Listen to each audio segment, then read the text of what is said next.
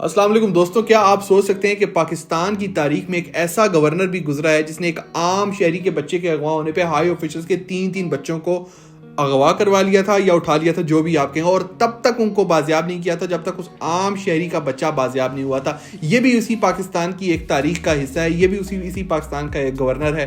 تو آئیے چلتے ہیں اس گورنر کا آپ کو بتاتے ہیں اور آپ کو پوری کہانی سناتے ہیں۔ 23 مارچ 1940 منٹو پر قرارداد پاکستان منظور ہوتے ہی قائد اعظم نے اپنے تمام ساتھیوں کا ایک اجلاس بلایا اور اس اجلاس سے مخاطب ہو کے قائد اعظم نے کہا کہ اب ہمیں اس قوم کو بیدار کرنا ہے، ہمیں ایک نیا ملک بنانا ہے اور اس کے لیے ہمیں چندے کی ضرورت ہے۔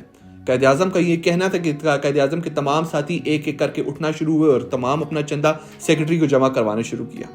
پہلی رو ختم ہوئی تو دوسری رو میں سے ایک قداور خوبصورت نوجوان کھڑا ہوا اور اس نے ربدار آواز میں یہ کہا کہ سیکرٹری صاحب، جتنا چندہ اس پہلی رو میں سے اکٹھا ہوا ہے آپ وہ تمام چندہ مجھ اکیلے کے حصے میں لکھ لیں۔ یہ سن کر قائد اعظم سمیت تمام شرکا حیران رہ گئے۔ جب انہوں نے پیچھے مڑ کے دیکھا کہ یہ شخص کون ہے، قائد اعظم نے جناب ممتاز دولتانہ صاحب کو اپنے پاس بلایا اور ان سے پوچھا کہ آخر یہ نوجوان کون ہے، تو انہوں نے بتایا یہ جناب ملک امیر محمد خان نواب آف کالا باغ ہیں۔ قائد اعظم نے حیرانگی سے دوبارہ ان کو دیکھا اور ممتاز دولتانہ صاحب کو کہا کہ میرے ساتھ ایک کرسی لگوائیں تاکہ میں اعزاز کے طور پر، پروٹوکول کے طور پہ ان کو اپنے ساتھ والی کرسی پہ بٹھا سکوں۔ یہ پروٹوکول اور یہ جتنی ان کو عزت دی جاتی ہے ہرگز ان کا پیسہ دیکھ کے نہیں دی جا رہی تھی۔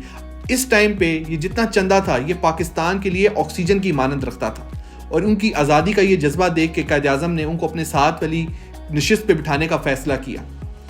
عام طور پہ پاکستان میں نواب اپنے علاقے میں اپنی زمینوں، لوگوں پہ حکمرانی اور اپنے دبدبے کی وجہ سے جانے جاتے ہیں، لیکن نواب صاحب کی وجہ شہرت ان کے اصول اور ان کا انصاف تھا۔ ویسے آپ سوچ رہے ہوں گے کہ یہ کالا باغ لفظ آیا کہاں سے؟ جیسے کہ آپ سب، کالا باغ ایک لوکیشن ہے جس کو آپ سبھی جانتے ہیں۔ نواب صاحب نے وہاں پہ ایک بہت بڑا باغ بنایا تھا اور اس باغ کے اندر بہت سے برگد کے درخت لگائے تھے۔ جب ان برگد کے درختوں کو دور سے دیکھا جاتا تھا تو وہ کالے رنگ کے دکھتے تھے، اس لیے اس باغ کو کالا باغ کہا جاتا ہے۔ بیسیکلی نواب صاحب کا جو پولیٹیکل کیریئر تھا وہ 1956 میں سٹارٹ ہوا جب انہوں نے صوبائی اسمبلی کی ایک نشست سے الیکشن لڑنے کا فیصلہ کیا اور وہ کامیاب ہو گئے۔ اس ٹائم کے وزیر اعلیٰ کا نام تھا جناب افتخار حسین صاحب۔ جناب افتخار حسین صاحب جناب نواب آف کالا باغ کے علاوہ کسی سے بھی ملنا پسند نہیں کرتے تھے۔ وہ ان کو وزیر بنانا چاہتے تھے لیکن نواب صاحب نے انکار کر دیا۔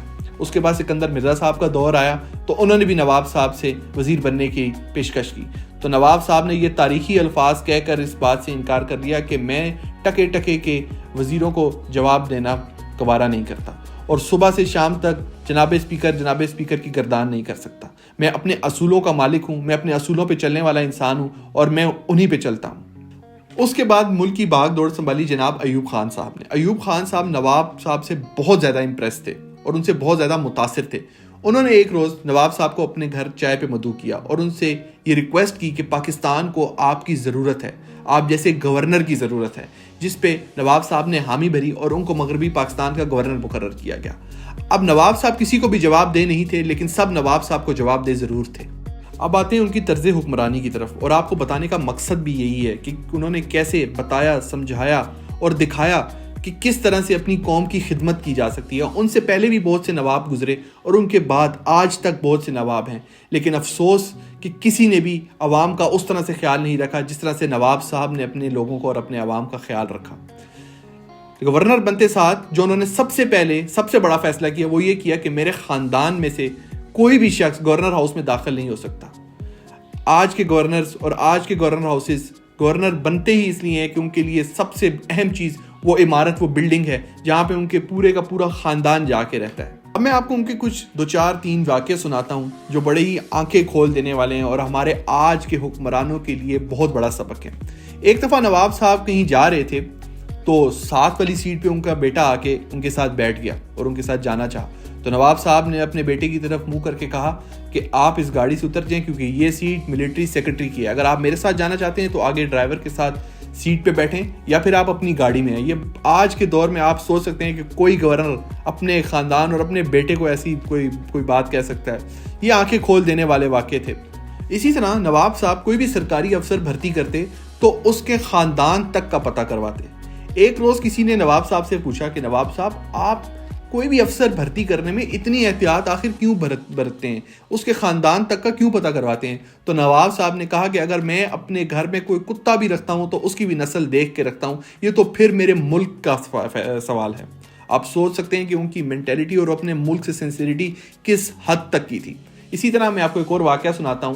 1965 کی جنگ تھی اور اس ٹائم نواب صاحب نے لاہور کے تمام تر تاجروں کو بلا کے کہا کہ اگر مجھے پتا چلا کہ کسی بھی تاجر نے ذخیرہ اندوزی کی ہے تو میں اس کو سخت سے سخت سزا دوں گا اور وہ یاد رکھے گا.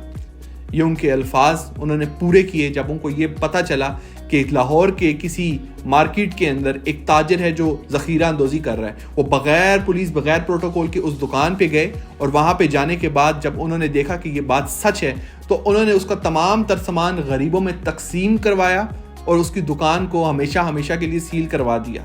جب تک وہ گورنر رہے وہ دکان سیل رہی. اور اسی طرح لاہور میں ایک 5 سال کے بچے کو اغوا کر لیا گیا. جب یہ بات نواب صاحب کو پتہ چلی تو انہوں نے فوری طور پہ ایس پی کو بلایا اور اس کو کہا کہ یہ آپ بچے کو بازیاب کروائیں. جب 24 گھنٹے گزرنے کے بعد بھی بچہ بازیاب نہ ہوا تو نواب صاحب نے SP ASP اور SSP تینوں کے بچوں کو اٹھوا کے کالا باغ بھجوا دیا اور ان کو کہا کہ جب تک یہ بچہ بازیاب نہیں ہوگا آپ کے بچے وہیں رہیں گے. اگلے 3 گھنٹے کے اندر وہ بچہ واپس بازیاب ہوا اور نواب صاحب نے ان سب بچوں کو بھی رہا کر دیا. یہ تھی گورننس, یہ تھی وہ لیول آف گورننس جو اس ٹائم پہ تھی, آج نہیں ہے. یہ انتہائی افسوس کی بات ہے ہمارے لیے. اور پھر وہی ہوا جو ہمیشہ سے ہوتا ہے. نواب صاحب اور ایوب خان صاحب کے درمیان اختلافات شدت پکڑ گئے اور اس کے بعد نواب صاحب کو اپنی گورنر سے استعفیٰ دینا پڑا. وہ استعفیٰ دے کے 1977 میں اپنے جو گھر تھا, ان کا جو ذاتی گھر تھا, وہاں پہ جا کے رہنا شروع کر دیا.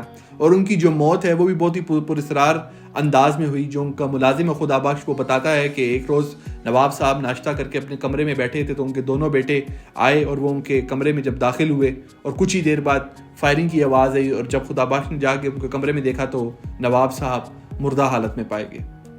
یہ انتہائی افسوسناک سٹوری بھی ہے اور ہمارے لیے امپریسو بھی ہے کہ اس ٹائم کی گورننس اور آج کی گورننس کو اگر ہم کمپیئر کیا جائے تو بہت بڑا فرق ہے. یہ تب تک حل نہیں ہو سکتا جب تک نواب صاحب جیسا یا نواب صاحب کی طرح کوئی دلیر, نڈر, بہادر, اصولوں پہ چلنے والا انسان ہمارے درمیان نہ ہو. آج کل کی سیاست صرف اور صرف مفادات کی اور ذاتیات کی اور اقتدار کی ہے, تو ہمیں اس سے نکلنا پڑے گا. تو امید کرتا ہوں کہ آپ کو میری آج کی کہانی بھی پسند ہوئی ہوگی. لائک, سبسکرائب اور شیئر ضرور کر دیجیے گا. ملتے ہیں اپنی نیکسٹ ویڈیو میں, تب تک اپنا بہت خیال رکھیے گا. اللہ حافظ.